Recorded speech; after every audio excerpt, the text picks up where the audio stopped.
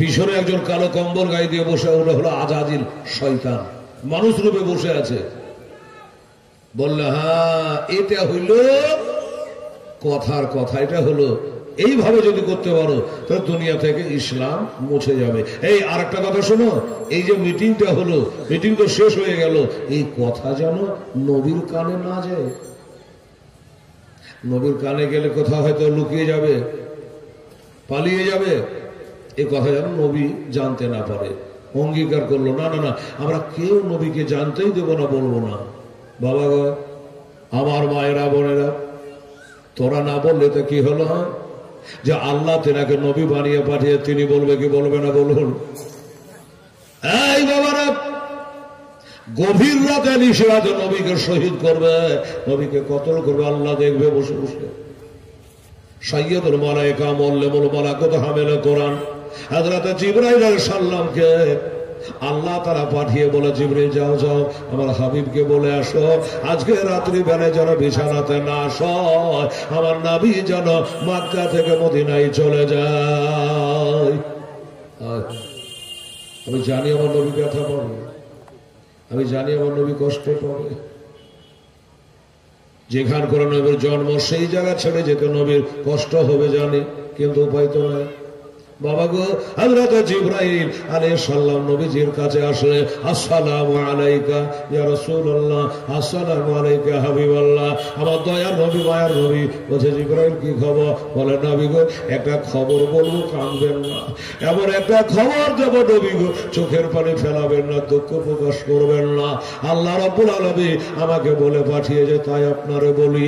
আমার নবীজি বলে, জিবরিল আমার দুঃখ নাই, তুমি জান খুলে বলো, মন খুলে বলো, কি বলতে চাও?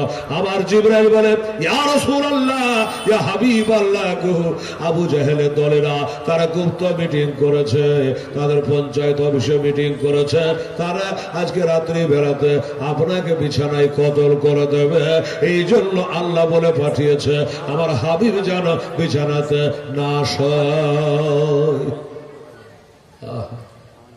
নবীজি চোখ দিয়ে ঝরা করে পানি ভরে গেল,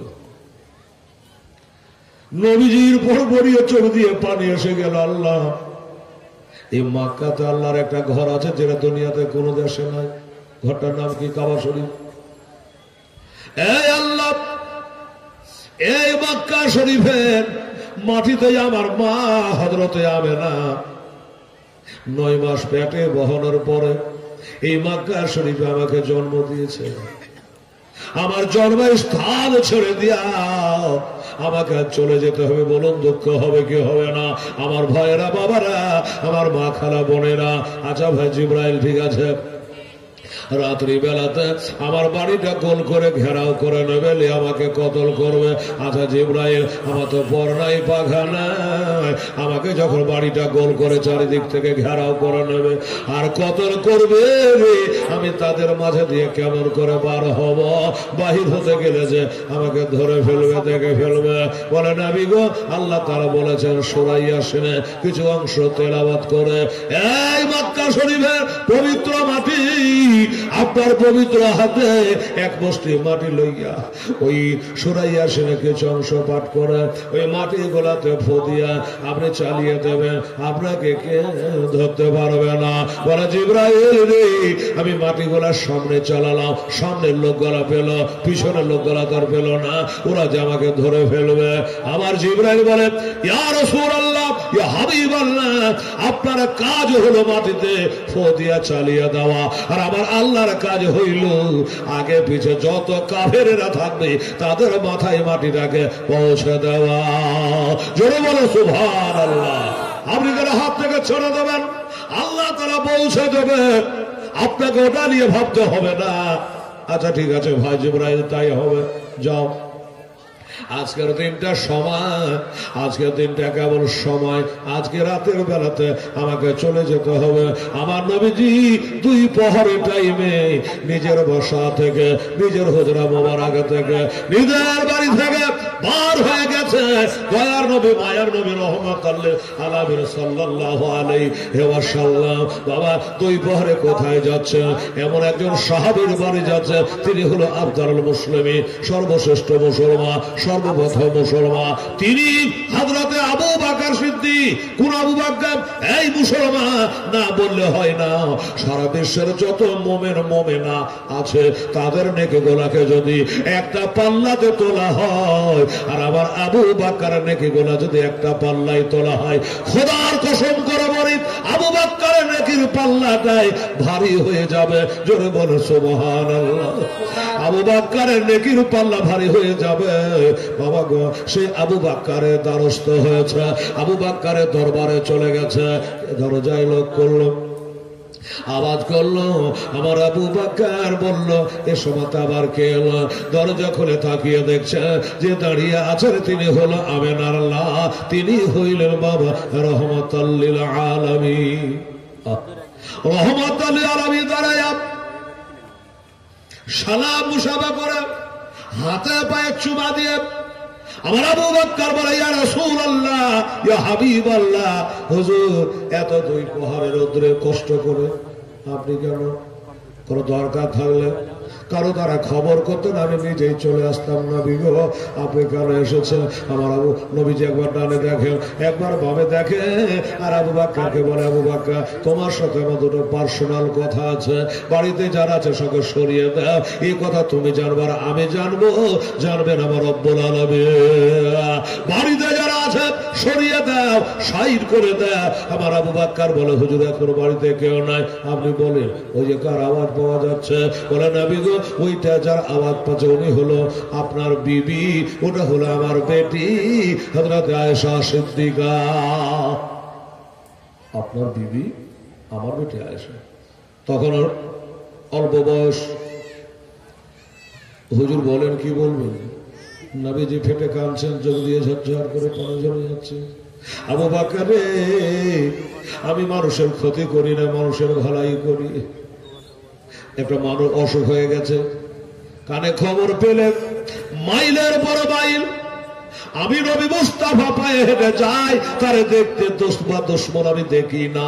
একটা এতিমের দেখলে তার মাথায় হাত বোলাই, বিধবারে বুকে জাগা দেই, অসহায়ের পাশে সহায় হইয়া হ্যাঁ দাঁড়াই রে। জীবনে একটা মিথ্যা কথা নবীজি বলে না। আমাকে তারা চিনতে পারল না। আজকে নাকি তাদের পঞ্চায়েত মিটিং হয়েছে, আজকে রাতের বেলায় আমাকে নাকি বিছানায় জবাই করবে রে আবু বকর।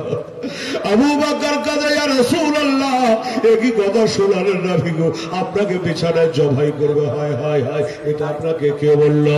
কার মুখে শুনেছে? বললো আমার আল্লাহ তাআলা জিবরাইল মারফত আমাকে জানিয়ে দিয়েছে। জিবরাইল মারফত জানিয়ে দিয়েছে। বললো হ্যাঁ। বললো ওগো আবু বকর, এই জন্য তোমার কাছে আমি ছুটে আসলাম। তুমি সর্বপ্রথম আমার কাছে ছুটে এসেছিলে কালেমা লা ইলাহা ইল্লাল্লাহ মুহাম্মাদুর রাসূলুল্লাহ তুমি পড়েছ। এই আবু বকর, তুমি আমার প্রথম সাহাবী। আবু বকর তাই তোমার কাছে আসলাম। আবু বকর বলে হুজুর আমি আপনার সঙ্গের সাথী হব, আমি আপনার সাথে যাব, আপনাকে একা যেতে দেব না। আমার নবী বলে আবু বকর সাহাবী তো বহুত আছে, আমি তোমাকে চয়েস করেছি, আমি তোমাকে নিয়ে যাব। আবু বকর কে? আমার নবীজি বলে আমি হইলাম আল্লাহর দোস্ত, আর আবু বকর হইল আমার দোস্ত। সুবহানাল্লাহ। আবু বকর বলে হুজুর আমি জানতাম মক্কাবাসী আপনাকে চিনতে পারবে না, আপনার কদর দেবে না। এই জন্য 4 মাস আগে থেকে ওই বাবুল পাতা খাওয়ায়া খাওয়ায়া আমি 2টা উটনিকে তৈরি করে রেখেছি। কবে চলে যেতে হবে? আমি নবীকে একা যেতে দেবো না। হুজুর এই উটনি 2টার মধ্যে আপনি একটাতে চাপবেন, আপনার গোলাম আবু বকর একটায় চাপবে। হুজুর গো এই 2টার মধ্যে কোনটা আপনার চয়েস হচ্ছে বলুন, যেটা আপনার চয়েস হয়ে বাঁধবোটা আমার থাকলো। আমার নবীজি একটা উটের গায়ে হাত দিয়া বলে আবু বকর এইটা আমার থাকলো, তোমার উটটা আমি নেব। কিন্তু একটা কথা তোমাকে জানতে হবে, একটা কথা শুনতে হবে, সেটা হলো এই উটটা তোমার আমি বিনা পয়সায় নেব না, আমি তোমাকে কিছু তার মূল্য দেব। হায় হায় নবী গো, আপনার জন্য বাড়ি ছাড়ছে, গাড়ি ছাড়ছে, আমার জন্ম ভিটা ছেড়ে চলে যাব ইয়া রাসূলুল্লাহ, আর একটা সামান্য উটের দাম আপনার কাছ থেকে নেবে, এটা কেমন হয় বলেন আবু বকর? উটের দাম কিছু নিতে দিতেই হবে। কথা না বাড়িয়ে বলি, বাবারে কিছু দাম বললো, দেওয়ার পরে কথাবার্তা হয়ে গেল। ঠিক আছে, এটাই আমার থাকলো। আবু বকর আবার বসার টাইম না, ভিতরে ধড়পড় ধড়পড় করি। আবু বকর কথা হয়ে গেল তোমার সাথে, আর কথা বলবার টাইম না, তুমি রাত্রে চলে আসো, আমি বাকি কাজগুলা করি। বাকি কাজগুলা কি? ওনার কাছ থেকে চলে আসে, রাস্তায় দেখা হলো আব্দুল্লাহ বিন উতিকের সঙ্গে। এই উতিকের বেটা আব্দুল্লাহ শোন, আসলো, এই আমার একটা কাজ করে দিবি বাবা। কি কাজ বলো? বললো আজ থেকে 3 দিন পরে এই যে উর্দুটা দেখতে পাচ্ছিস, বলে হ্যাঁ, ওটা নিয়ে তুই চলে আসবি গারেশ্বরের কাছে, মানে একটা পাহাড়ের নাম, ওইখানে চলে আসবি, তোকে ন্যায্য বেতন দিয়ে দেবো। আর এই কথাটা যেন কাউকে বলবি না। বলো কি দরকার বলবার? আমাকে যে বেতন দেবে তার কাজ করে দিই। তবে আপনাকে একটা কথা বলি, আমরা উটগাদা পৌঁছে দেবো ঠিকই, কিন্তু আমি কালেমা পড়বো না। আচ্ছা ঠিক আছে, কালেমা পড়তে হবে না, সবাই মতো চলে আসবি। 2টা কাজ হয়ে গেল। আবু বকরকে বলা হলো, এনাকে বলা হলো, ওখান থেকে চলে আসছেন বাবা কার কাছে? আমার শেরে খোদা মুশকিল কোষা হায়দারে কাররার ফাতেহে খাইবার ফাতেমার শাহ, 4 নম্বরের শাহ খলিফা হযরত আলী রাদিয়াল্লাহু তাআলা আনহুর কাছে। আলীকে ডাকেন। আলী শুনো, বলেন হুজুর। বলে আলী, আজ একটা কাজ করতে হবে। কি কাজ? বলে আজকে রাতের বেলায় দেখেন মোহব্বত কাকে বলে। হায় হায়, আমরা খালি বলি আর আপনারা খালি শোনেন, পারি কই? এই হযরত আলী জি হুজুর বলেন, আজকে রাতের বেলাতে আমার সবুজ রঙের চাদরটা গায়ে দিয়া আমার এই খাটে বিছানার উপরে আমার এই ঘরে আজকে রাতে তোমাকে শুয়ে থাকতে হবে। বলো পারবে কিনা? বলে হুজুর এটা কি করে হয়? আপনার বিছানাতে আমি শুয়ে থাকবো? বলে হ্যাঁ, এটা নবীর হুকুম, এটা নবীর ফরমান। পারবে কি পারবে না? বলে হুজুর ব্যাপারটা খুলে বলেন তো, কি ব্যাপার হলো? কোনোদিন তো এমন কথা বলেন না। আমার নবী বলে, আবু বকর রে, ও আবু বকর, আলী রে, কাফেররা মিটিং করেছে এই বিছানা আমার গলা কেটে নেবে, আমাকে কতল করে দেবে। এই জন্য আমি তোমাকে আমার বিছানায় শোয়া আমি রাতের বেলা এই মক্কা থেকে মদিনায় চলে যাব। বলো তুমি রাজি আছো নাকি? আলী বললে হুজুর আপনি যখন বলছেন আমি কেন না করতে পারি। তবে হুজুর একটা কথা, আমার কি যাওয়া হবে না? আমি নবী ছাড়া কিছু বুঝি না। আপনি চলে যাবেন, আমি একা থাকবো কি করে? আমার কি যাওয়া হবে না? আর আমাকে রেখে যাওয়ার কারণটা কি? বলল আমাকে যারা কাটবে, আমাকে যারা মারবে, আমাকে যারা হত্যা করবে, আলী রে, তাদেরই আমার হতের মাল, দামি দামি মালগুলো আমার কাছে বিশ্বাস করে তারা জমা রেখেছিল। আমি যদি এদের হাতে এখন মিটাইয়া দিই তাহলে তো আমি নিজে ধরা পড়ে যাব। তাই তোমাকে রেখে যাচ্ছে, ওই আমার হতের মালগুলো তুমি শোধ করে দেওয়ার পরে তুমিও চলে আসবি রে আলী। আমার নবী বলে, হযরত আলী বিছানাটা রইল খালে, আমার বিছানায় শুয়ে যা, দরদে আমার গড়ায়া এসলাম চলে গেলেন সোনার মদ নাই, নবী পাক আমার গড়ায়া এসলাম জাগিয়া আছে সোনার মদিনা।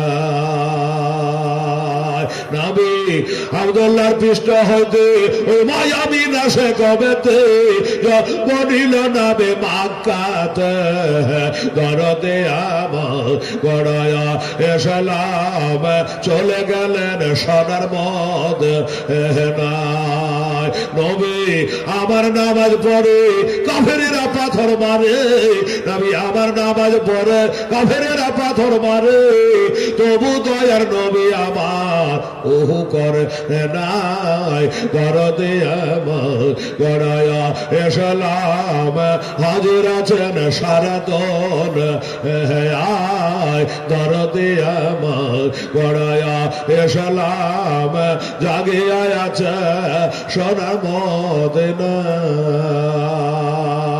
আর নবী হলো সৈয়দুল মুরসালিন, কোরআনে আছে চিন, এটা জোরে বলো সুবহানাল্লাহ। নবী হলো সৈয়দুল মুরসালিন, কোরআনে আছে যে শুনলাম বলে যাহা গোল হয়, দরদে আমার গড়ায়া এসলাম জাগে আছে সোনার মদিনা আরে 60,000 বাতেন 30,000 জাহেরে বাবা 60,000 বাতেন 30,000 জাহেরে বাতেনের ভেদ জানে পীর ভাই গম্বর আউলিয়া দরদে আমার গড়ায়া এসলাম জাগে আছে সোনার মদিনা নবী উম্মতের মায়া এখনো কেঁদে যায় নবী উম্মতের মায়ায় এখনো কেঁদে যায় আশিকের কানে শোনা যায় দরদে আমার গড়ায়া এসলাম হাজির আছে সারা দুনিয়া আল্লাহুম্মা সাল্লি আলা সাইয়্যিদিনা ওয়া আলা আলি সাইয়্যিদিনা মাওলানা মুহাম্মদ সাল্লাল্লাহু তাআলা আলাইহি ওয়াসাল্লাম। বাবা একটা কথা বলি, নবী কি বললেন? আলী রে, এই বিছানায় আমাকে কতল করবে, আমার জায়গাতে আমার এই চাদরটা গাইতে আমার বিছানা আমার মতো হয়ে তুমি শুয়ে থাকবে, পারবেন ঘুমাতে? ঘুম আসবে? পিলহাই চমকাবে কিনা যে হুজুর শুয়ে না হয় থাকবো? আপনার এই ঘর, আপনার বিছানা, আপনার সবুজ চাদর, আর যদি চাদর তুলে দেখে তো হইল ভালো, আর যদি চাদর তুলে না দেখে তাহলে জীবন আমার গেল। এদের নবীর বিছানা নবী শুয়ে আছে মনে করে আন্দাজ যদি চালিয়ে দেয় আমার কি হবে? এটা বলবে কি বলবে না? আলী ও কথা বললেন না, আলী একটাই কথা বলে না, আমার কি যাওয়া হবে না? আমার নবী বলে হ্যাঁ, এই আমানতের মালগুলা শোধ করে দেওয়ার 3 দিন পরে তুমিও এই মক্কা থেকে চলে আসো মদিনা। আলী বলে রাজি আছে। কিসের বলে রাজি? কিসের বলে রাজি? আমার নবীর কথার উপরে ঈমান। আমি হেলাল কথা বললে কথা হয়, আর আমার নবীর জবান দিয়ে বার হলো না হাদিস শরীফ হয়। জোরে বলে সুবহানাল্লাহ। বাবা গো, ও ভাইরা বলল হুজুর আমি রাজি আছি। কিসের বলে রাজি হয়ে গেল? আলীর ঈমান ও বিশ্বাস হলো এটা যে আমার নবী যখন বললো তুমি চলে এসো, গোটা মক্কা যদি এক করে হয় আমাকে কেউ মক্কায় আর রাখতে পারবে না। ইনারি নাম হলো হযরতে আলী রাদিয়াল্লাহু তাআলা আনহু। আলী বলল রাজি আছে। শুয়ে তো গেলেন। আলীকে জিজ্ঞাসা করা হয়েছে হুজুর আচ্ছা বলে মায়ের পেটে থেকে দুনিয়াতে আসার পরে আপনি কত আরামের ঘুম কবে পেড়েছেন, নিশ্চিন্তের ঘুম কবে পেড়েছেন? আলী বলে হিজরতের রাতে আমার নবীর বিছানা নবীর চাদর গায়ে দিয়া আমি সব থেকে মিঠা ঘুম পেড়েছি, আরামে নিশ্চিন্তে ঘুম পেড়েছি। এত মজার ঘুম আমাকে কোনোদিন হয় না। আমাদের ঘরে তো খালি বাবা এ বোধ হয় নিলে, এ বোধ হয় দিলে, এটাই খালি মনে মনে ধানাই বানায়, কত ঘুম আসতো না। আলীর একটাই বিশ্বাস আমার নবী আমাকে ডেকে গেছে, কাজে আমাকে কেউ হত্যা করতে পারবে না। দেখেন কাকে বলে মহব্বত। ও বাবারা, এমনি করে আমার শেরে খোদা মুশকিল গোসাকে শোয়া রাত্রি হয়েছে, নবীজি চলে যাবে।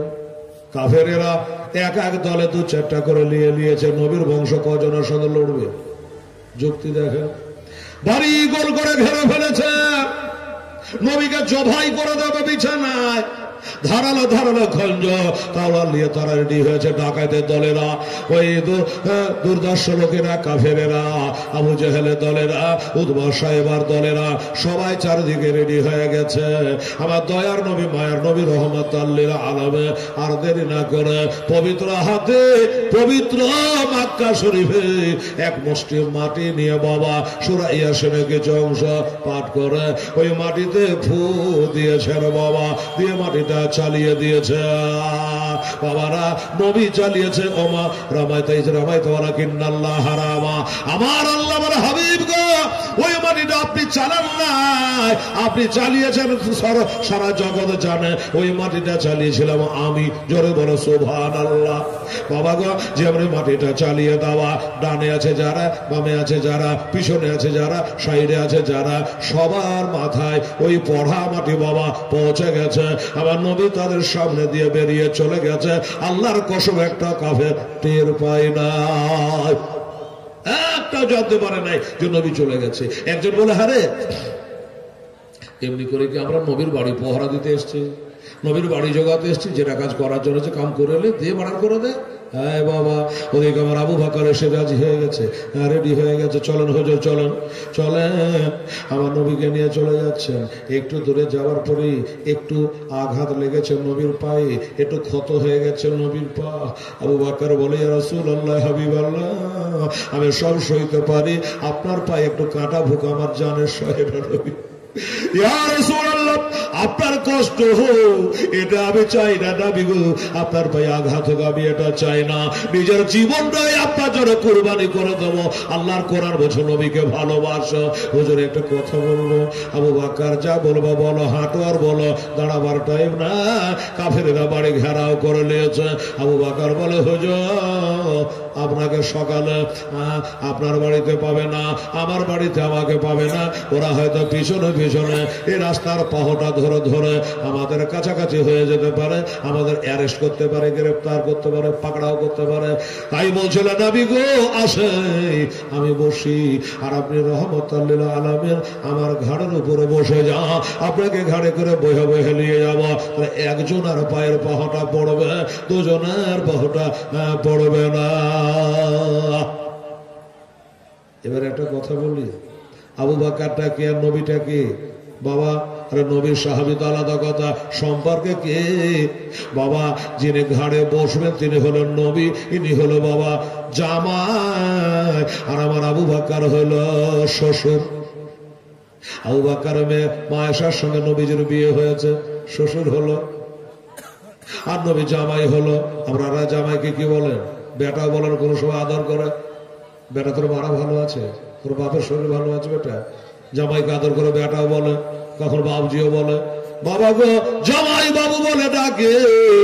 আল্লাহর কসম করে বলি বাবা, আলেম সাহেবেরা বসে আছে, আমার আবু বকর জীবনে কোনোদিন একবার জামাই বাবু বলে আমার নবীকে ডাকে নাই। যখন ডাকবার জন্য বাবা ভেতরটা হাগুর পাগর করে উঠেছে, ডাকবার যখন ইচ্ছা জেগেছে, আমার নবীকে বলেছেন ইয়া রাসূলুল্লাহ, ইয়া হাবিবাল্লাহ বলে নবী জেনে ডেকেছে।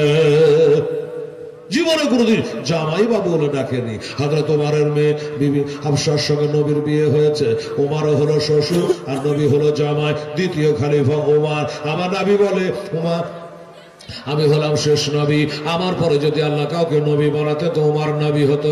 সুবহানাল্লাহ, কোন দরজার মানুষ ছিল, কিন্তু নবী বলেছিল নবী বাদে, আমার পরে কোন নবী আসবে না, কাজে আর কোন নবী হবে না। তবে উমর নবী হতো যদি আমার পরে কেউ নবী হতো। সেই উমর ফারুক আজম, তার মেয়ের সঙ্গে আমার নবীজির বিয়ে দিয়েছে। উমর ফারুক যেদিন থেকে কালেমা পড়েছে, আমার নবীকে কোনোদিন বাবা সম্পর্ক নিয়ে ডাকে নাই, জামাই বা বলে ডাকে নাই। ডাকবার ইচ্ছা হলে বলেছে ফেদাকা আবি ও উম্মি ইয়া রাসূলুল্লাহ, ইয়া হাবিবাল্লাহ, নবী ইয়া রাসূলুল্লাহ বলে ডেকেছে। বাবাকে এবার জামাইয়ের পালা শেষ।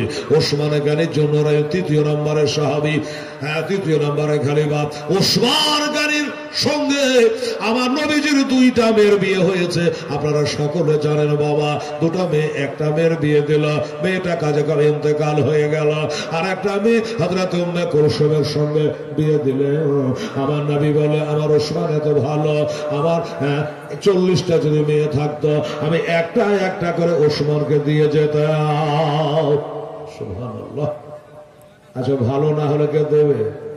বলেন তো, 40টা মেয়ে থাকলে ওসমানকে দিয়ে যেতাম। সেই ওসমান গনি জুন্নুরাইন রাদিয়াল্লাহু তাআলা আনহু, তিনি হলেন জামাই। প্রথম এর সঙ্গে হযরত রুকায়ার সঙ্গে বিয়ে হয়। বাবা তখনও নবীকে কোনদিন আব্বা বলে ডাকে না। জামাইরা কি বলে? আব্বা বলে। নিজের বাপকে বলুক আর না বলুক, শ্বশুরকে খুব বলে, আছে না এমন? নিজের মাকে মা কম বলে, আর শাশুড়ি আসলে বলে মা বাদ দিয়ে বলে আম্মা জান, বলে কি বলে না? কি জন্য? বাবা বলে তোদিনকার মেহমান এসছে। আরে 2 দিনকার তোর শাশুড়ি আম্মা এসেছে, আমি মানা করিনি। হ্যাঁ বাবা, শাশুড়ি অসম্মান করো সে কথা বলি নাই, শাশুড়িকে সম্মান করো। আর মা, তোর শাশুড়ি দুদিনের জন্য এসে তাই এত সম্মান, আর তোর মা তোকে 10 মাস যে বয়েছে তার কি করবে? সুবহানাল্লাহ। ও বাবারা, ওসমান গনি জুন্নুরাই নবীকে কোনদিন জামাই বাবু বলে ডাকে নাই। ডাকবার যখন ইচ্ছা হয়েছে ইয়া রাসূলুল্লাহ সাল্লাল্লাহু আলাইহি সাল্লাম, নবীকে ইয়া রাসূলুল্লাহ বলে রেখেছে। আমার শেরে খোদা মুশকিল কোশা হায়দারে কাররার ফাতেহে খায়বার আমার হযরতে আলী রাদিয়াল্লাহু তাআলা আনর সঙ্গে আল্লাহর হুকুমে আল্লাহর অর্ডারে মা ফাতেমা তো জাহরার বিয়ে হয়েছিল, কে জানে না বাবারা? সেই মা ফাতেমা তো জাহরার সঙ্গে আমার আলীর বিয়ে হয়। হযরত আলী জীবনে কোনোদিন আমার নবীকে আব্বা জান বলে ডাকে নাই, শ্বশুর আব্বা বলে ডাকে নাই। যখন ডাকবার ইচ্ছা হয় তো ইয়া রাসূলুল্লাহ বলে ডাকে। আমার হযরতে আলী রাদিয়াল্লাহু তাআলা সম্পর্কে চাচাতো ভাই, এটা কথা সত্য। আল্লাহর হুকুমে আমার ফাতেমার সঙ্গে তার বিয়ে হয়েছিল। 8-10 বছর বয়সে নবীকে নবী বলে মেনেছে, এক আল্লাহকে জেনেছে, কালেমা পড়েছে। আমার হযরতে আলী রাদিয়াল্লাহু তাআলা আনহু আমার আল্লাহ তাআলা ইরশাদ করে, আল্লাহ তাআলা ইরশাদ করে পবিত্র কোরআনে, ওলিদের ডর নাই দহন জাহান। একবার জোরে বলো সুবহানাল্লাহ। মারবি তো মার, কাটবি তো কাট, এটা নবীর বিছানায় আলী শুয়ে গেছে, আল্লাহ ছাড়া কাউকে পরোয়া করে না। আমার আল্লাহ তাআলা ইরশাদ করে, আল্লাহ তাআলা ইরশাদ করে পবিত্র কোরআনে, ওলিদের ডর নাই দহন জাহানে, দহন জাহানে। আল্লাহর ইয়া প্রিয় বন্ধু ওই আজমের ওলে, আল্লাহর ইয়া প্রিয় বন্ধু ওই আজমের ওলে তাশরি আনিলেন যখন এই ভারতের গলে, এই ভারত গলে। অজানা ভারতের লোক, অজানা ভারতের লোক জানে না এ কোনটা পথ সোজা, সোজা পথ দেখাইলে আমার আজ মেরে খাজা, আজ মেরে খাজা। এই ভারতের মাঠে রোশন হলো, ভারতের মাঠে রোশন হলো ওই খাজার আগমনে, ওলিদের ডর নাই দহন জাহানে, দহন জাহানে। আল্লাহুম্মা সাল্লি আলা সাইয়্যিদিনা মুহাম্মাদ ওয়া আলা সাইয়্যিদিনা মাওলানা মুহাম্মদ সাল্লাল্লাহু আলাইহি ওয়াসাল্লাম। বাবা অনেক কথা বলার আছে, অত বলা যাবে না। বাবা গো, আবু বকর বলে হুজুর ওটা আমার ঘাড়ের উপরে চেপে যাও। আমার নবী বললেন আবু বকর আমার নবুয়তের বোঝা তুমি চড়তে পারবো না, এই কথা নবীজি বললেন না। ঠিক আছে আবু বকর, যেটা ভালো মনে করো। আবু বকর বসে গেছে, আর আমার দিনের নবী রাহমাতুল্লাহ আলাইহি আবু বকরের ঘাড়ের উপরে বসে গেছেন। বাবা এবার ঘাড়ের উপর বসে পিছন দিকে মুখ করে বসবে না, সামনের দিকে মুখ করে বসবে। এই বাবারা সামনের দিকে মুখ করে বসেছে, আর আমার নবীর কদম মোবারক দুইটা বাবা আবু বকরের এই দাড়ি মোবারকের কাছ দিয়ে বাবা দুটো কদম সরে ঝুলতেছে। আবু বকর এমনি করে ধরে নিয়ে আমার নবীকে আদরে আদবের সঙ্গে বাবা চলে যাচ্ছে। আবু বকর হাঁটছেন আর ভাবছেন বনরে এমন দিন আর পাবো, এমন সুযোগ আর পাবো, এমন সুযোগ আর মিলবে কি মিলবে না, নবীকে ঘাড়ে বহিতে আর পাবো কি পাবো না। এই সুযোগের সুযোগ কি, সুযোগ কি করলো আবু বকর চলে খুঁজে বেড়াতে হয় না বাবারা, খুঁজতে হয় না। একবার নবীজি ডান পায়ে চুমা খায়, একবার বাম পায়ে চুমা খায়, আর মজা নাই আর হেঁটে হেঁটে যা। একটু যাওয়ার পরে আমার নবীজি জিজ্ঞাসা করে আবু বকর তুমি এখন কি করছো? আবু বকর বলে ইয়া রাসূলুল্লাহ হাবিবাল্লাহ নবী গো আপনার আবু বকর এখন মেরাজ করছে। জোরে বলো সুবহানাল্লাহ। কি বললাম বাবা আমি? আবু বকর নবীর পায়ে চুমা দিচ্ছে। তো জিজ্ঞাসা করছে কি করছো? উত্তর হলো কেন জানতে পারেন না? আপনার পায়ে চুমা দিচ্ছে, দেখতে পারেন না, বুঝতে পারেন না, এটা হলো উত্তর। কিন্তু আবু বকর বলল নবী গো আমি কি করছে জিজ্ঞাসা করলে আপনার আবু বকর এখনো মেরাজ করছে। মেরাজ বলে নবী বললেন না না তোমার মেরাজ হবে না, এতে মেরাজ হয় নাকি? এটা কথা নবী বললেন না। আবু বকর তুমি মেরাজ করছো বলে হ্যাঁ আমি জানি গো নবী আল্লাহকে কোনো পয়গম্বর দেখে নাই, চামড়ার চোখ দিয়া কোনো পয়গম্বর আদম থেকে ঈসা পর্যন্ত আল্লাহকে কেউ দেখে না। আর আপনি মেরাজের রাতে আমার আল্লাহকে নিজে আপনার চামড়ার চোখ দিয়ে দেখে এসছেন। ওই তরব্বি হাসানা বিসরা আমি সুন্দর রূপে আল্লাহকে দেখেছি। আপনি বলেছেন আমরা ইমান রেখেছি, বিশ্বাস করেছি। হ্যাঁ নবী গো আপনার মেরাজ হয়ে গেল আল্লাহকে দেখে। 6 আসমানে মুসা পয়গম্বর মেরাজ হয়ে গেল আপনাকে দেখে। আর মক্কা মদিনার পথে আপনার কদমে চুমা দিয়ে আমারও আজ মেরাজ হয়ে গেল।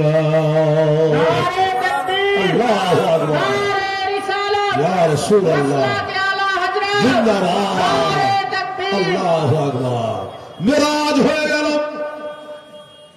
আচ্ছা বাবা একটা কথা বলি, আমার আবু বকর মেরাজ হলো, মুসা পয়গম্বর মেরাজ হলো, আমার নবীজির মেরাজ হলো, আপনাদের মেরাজ করতে ইচ্ছা জাগে না? কি বাবা জাগে না? জাগে, নিশ্চয় জাগে। আমার নবী বলে উম্মতেরা রে তোমাদেরও মেরাজ হবে। আমার আবু বকর একবার মেরাজ করলো, আর তোমাদের জন্য দিনে রাতে 5 বার করে মেরাজ হবে। কি করে? নবী বলেছেন as-সালাত মেরাজুল মুমিনি, আমার মুমিন মুমিনার জন্য, আমার উম্মত উম্মতার জন্য এই 5 জায়গার নামাজ, এটাই হলো বাবা মেরাজ। আজ আমরা নামাজের ধার ধারি না। ও বাবারা ভাইরা, যাহোক এমনি করে গিয়া নবীজি চলছে, সামনে বাবা যাচ্ছে আমার দয়ার নবী মায়ের নবী রহমতুল আলামিন বলে আবু বকরের কত সামনে একটা পাহাড় দেখা যাচ্ছে, ওইটা হলো গারেশ্বর। চলো ওই পাহাড়টার ভিতরে গিয়ে আমরা একটু আশ্রয় লে, ওই পাহাড়ের মধ্যে আমরা আরাম নেব। আমার নবীকে হালকা করে আস্তে করে ঘাড়ে থেকে নামালেন। শুনবেন বাবা, গাড়ি থেকে নামায় বলে হুজুর বসেন ভিতরে। বলে না, আগে ভিতরে আমি যাব, সাপ থাকলে আমাকে খা, বাঘ থাকলে আমাকে খা, ভাল্লুক থাকলে আমাকে খা। নামি গো আপনাকে যাওয়া লাগবে না, আপনি বসে। ভিতর জায়গাটা কেমন আছে জানি না, এখানে জালসা হচ্ছে, ওপরে ব্যবস্থা, নিচে ব্যবস্থা, আওয়াজের ব্যবস্থা, আলোর ব্যবস্থা, সব ব্যবস্থা। হুজুর ভিতরখানা কেমন আছে কেউ জানে না, আমি একবার যাই দেখে আসি, নোংরা থাকলে পরিষ্কার করে আসি। হুজুর আপনি এখানে একটু বসে। ঠিক আছে, হ্যাঁ যাও বকর, আমি একাই বসি, তুমি দেখে আসো। ভিতরে গেলেন। বাবা এই জায়গাটার অবস্থা কাল পরশু যা ছিল এরকমই। ও বাবারা, যেখানে মানুষ বাস করে না ওই জায়গাটার অবস্থা কেমন হবে তা সকলে জানছে, ভালো নয়। আবু বকর বলল আমার নূরের নবী ধ্যানের ছবি রহমাতুল আলামিন আল্লাহর হাবিব, এই জায়গাতে কেমন করে নবীকে আনা যায়? তাড়াহুড়া করে, একটু তাড়াহুড়া করে জায়গাটা পরিষ্কার করব। পরিষ্কার করে বলে আমার নবীজিকে নিয়ে আসবো। পরিষ্কার করবো কি দিয়া? গায়ের পিরহানকে খুলে, গায়ের জামাকে খুলে নবীর জন্য জায়গাটা করাচ্ছে। এক জায়গা থেকে আর এক জায়গায় যাচ্ছে।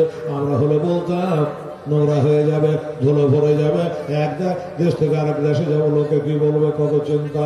আমার আবু বকর নবী ছাড়া কিছু বুঝে না, তাড়াতাড়ি করে গায়ের জামাটা খুলে আমার নবীর জন্য জায়গায় ঝাড়ু দিচ্ছে। সুবহানাল্লাহ। এবার ঝাড়ু দিতে গিয়া পরিষ্কার তো হলো বটে, কিন্তু আমার মা বোনেরা গো ওইখানে কতগুলো খাদ বার হয়েছিল, কতগুলো গর্ত বার হয়েছে।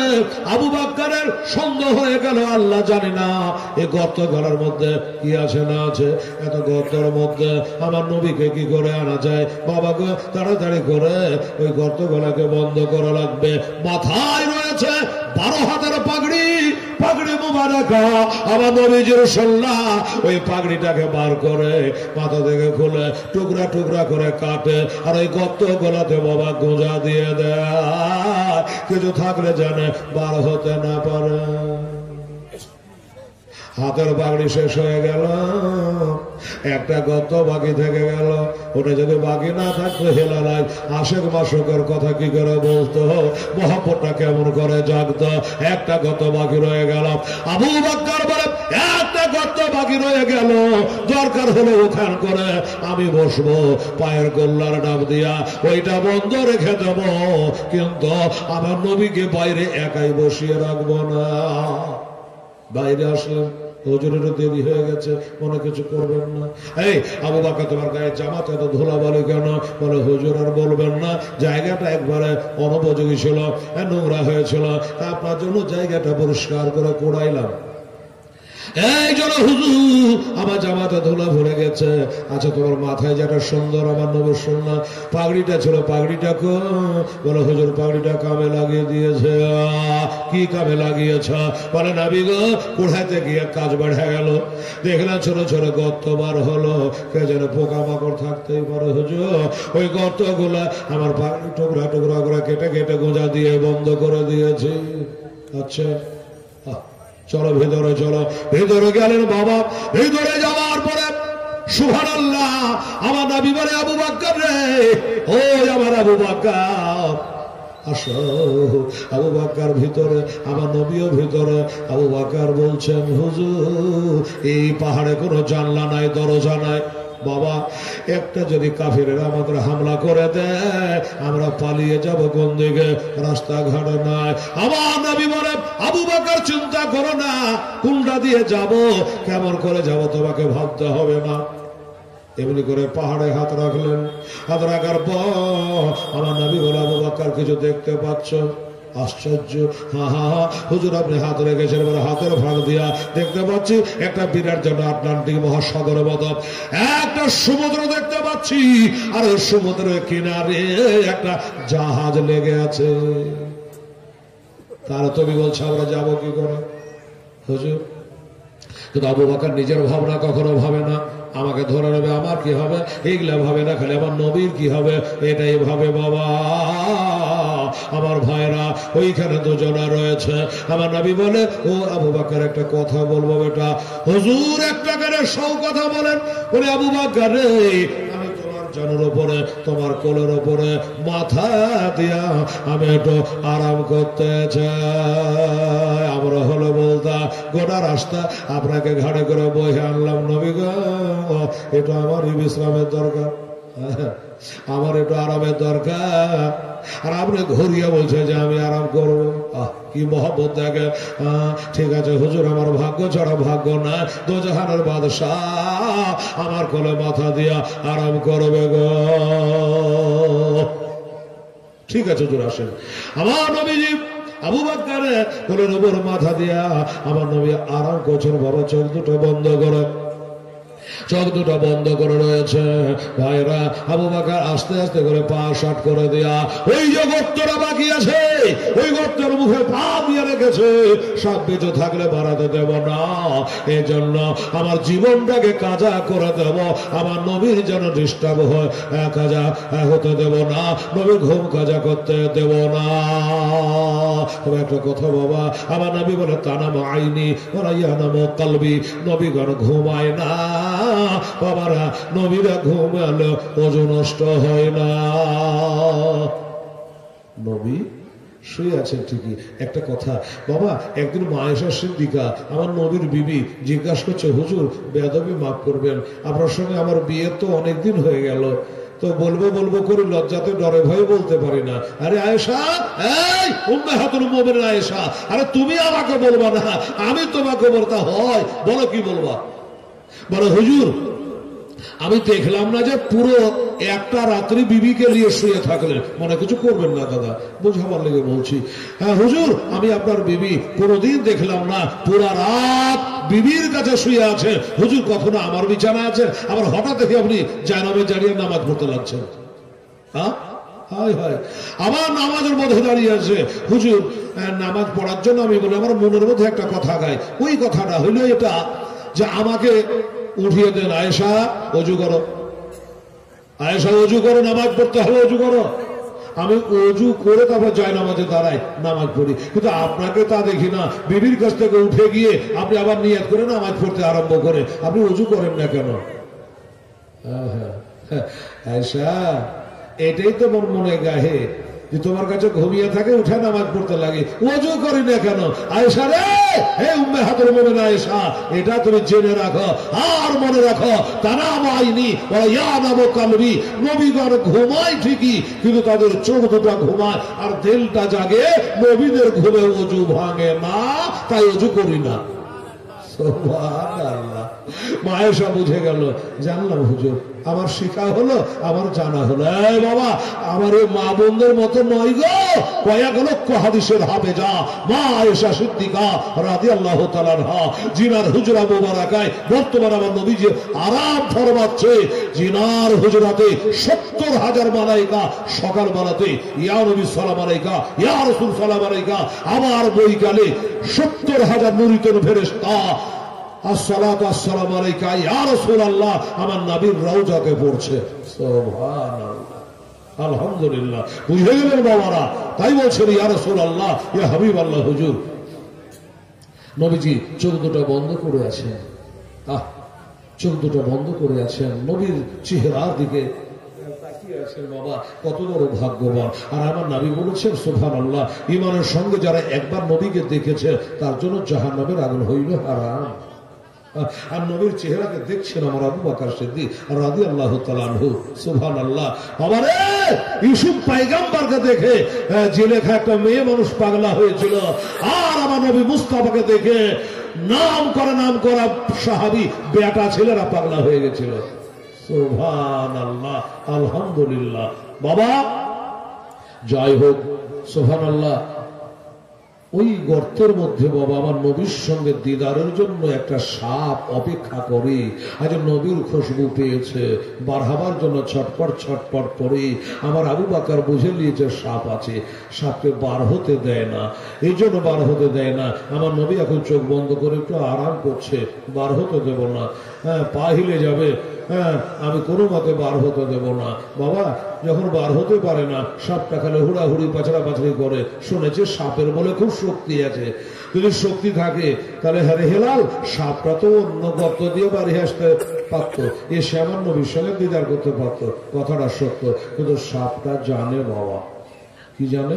যে ডাইরেক্ট নবীকে পাওয়া যাবে না, ডাইরেক্ট নবীকে পাওয়া যাবে না। নবীকে পেতে গেলে আগে আবু বকরের কদম চুমতে হবে, তারপরে মুস্তাফাকে পাওয়া যাবে। এই জন্য তার পায়ের তলাতেই বাবা ঘুচুর মুচুর আরম্ভ করেছে।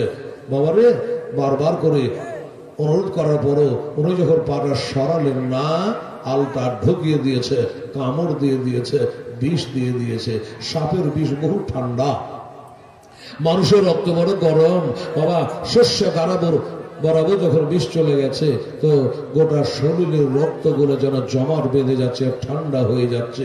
আবু বকর বলে, নবীর প্রেমে দরকার হলে নিজের জানকে উৎসর্গ করে দেবো, কুরবানি দিয়ে দেবো, আমার নবীর ঘুম ভাঙতে দিব না।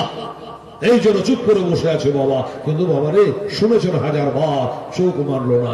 এই বাবা, এরপরে গরম পানি নবীজি নরম গালের ওপরে টস করে পড়ে গেছে। বাবা আমার নবী চট করে চোখের পাতা তুলে তাকে দেখে, আকাশে মেঘ নয়, বৃষ্টি হলো কি করে, পাহাড় ভেজা নয়, পানি আসলো কোথা থেকে, তাকে দেখে আমার আবু বকর পাতা, চোখের পাতা ভিজা। আবু বকর, তোমার কি কষ্ট হচ্ছে? বলো না হুজুর। তবে তোমার চোখ থেকে পানি কেন আমার গালের উপরে পড়ে গেল? বলে, নবী গো, ইয়া রাসূলুল্লাহ, আমি বুঝি আর বাঁচবো না। কেন? সাপে আমাকে কামড় দিয়েছে, আপনার ঘুম ভাগাবো না বলে আপনাকে জাগাই নাই, কিন্তু ব্যথায় ব্যথিতা হইয়া আমার চোখের এক ফোঁটা বাড়ি আপনার গাল মোবারকে পড়ে গেছে। ইয়া রাসূলুল্লাহ, আমাকে সাপে কামড় দিয়েছে। আমার নবী বলে, আবু বকর চিন্তা করো না, সাপের কাছে বিষ আছে তাই বিষ দিয়েছে, আর তুমি যে নবীর জন্য জান দিতে রাজি হয়ে গেছে, ওই নবীর কাছে তোমার সাপের বিষের ওষুধ আছে। একটু থুতু মোবারক বার করে, একটু লালা মোবারক বার করে লাগিয়ে দিয়েছে। আর ওই বিষটা বাবা আবু বকরের শরীরের একটা সাইডে আল্লাহ তাআলা হিকমত করে বাবা জমা রেখে দিল। আবু বকর রক্তগুলোকে গরম করে দিল, রক্তটা বিষটা কিন্তু পানি হলো না। আল্লাহ পানি করে দেন, বলে না আবু বকর তুমি আমার নবীকে এত ভালোবাসো, এত ভালোবাসো, তাই তোমার শরীরে বিষটা পানি করব না, ওই সাপের বিষটা পানি করব না, তোমার শরীরে এক সাইডে রেখে দিলাম। আমি আল্লাহ সব পারি। তোমার জগৎ 63 বছর বয়স হয়ে যাবে। এই আবু বকর তোমার ইন্তেকালের মুহূর্তে ওই বিষটা চালু করে দিয়া তোমাকে সিদ্দিকে টাইটেল দেওয়া হয়েছে। আর ওই সময়তে বিষটা চালু করে তোমাকে শহীদের দরজাও দেব, শহীদের দরজা তোমাকে দেব। আবু বকর শুনে বড় সন্তুষ্ট হয়ে গেল। বাবারা, আমার ভাইরা মায়েরা, আরো বক্তা আছে, বক্তব্য রাখবে দোস্ত বুজুর্গ। ঘড়িতে বলছে মুয়াজ্জার সামিন একরা দোস্ত জি হিলাল রে, কম বেশি তোর 1 ঘন্টা পার হয়ে গেল, মানে 9টা 9:30 বাজতে গেল, 1.5 ঘন্টা হতে গেল। 8টা উঠেছিলাম, বসো 8টায় মনে হয়। এই বাবারা একভাবে বলে যাচ্ছি, বাবারা নবীর প্রেমে পাগল পালাম। আবু বকর বলে হুজুর ইয়া রাসূলুল্লাহ ইয়া হাবিবাল্লাহ, নবী গো আমি আপনার জন্য নিজের জানকে হাজির করে দিয়েছি। ওদিকে কি হলো? আমার হযরত আলীর কি হলো পরে বলবো দাদা ভাই। কাফেরেরা নবীকে বাড়িতে পেল না, তারপরে কি হলো বলবো নিশ্চয় ইনশাআল্লাহ। তবে একটা কথা বলি বাবা, আচ্ছা বলুন তো আমার আবু বকরের মাথার পাগড়িটার মূল্য কত হতে পারে? বাবারা সেই দুনিয়াটাকে 7 বার বেচা কিনা করলো, আমার আবু বকরের মাথার পাগড়ির মূল্যটা হবে না। একটা খেলোয়াড়ের হাতে একটা ব্যাট যদি বিক্রি করতে যেত টাকে উঠে যায়, লাখ লাখ টাকা কোটি কোটি হয়ে যায়, কিন্তু ওই খেলোয়াড়ের জান্নাতের কোনো গ্যারেন্টি নাই। ওই জান্নাতের গ্যারান্টি নাই। আমার আবু বকর সিদ্দিক রাদিয়াল্লাহু তাআলা আনহু জান্নাতের গ্যারান্টি আছে। আমার নবীজি 10 জন সাহাবাকে জান্নাতি বলে ঘোষণা করেছে, তার মধ্যে একজন হলো আমার আবু বকর সিদ্দিক রাদিয়াল্লাহু তাআলা আনহু। আবু বকরের মাথা ওই 12 হাত পাগড়ির মূল্য কত হতে পারে? বেরাদারের সব মূল্য বলা যাবে না, মূল্য দেওয়া যাবে।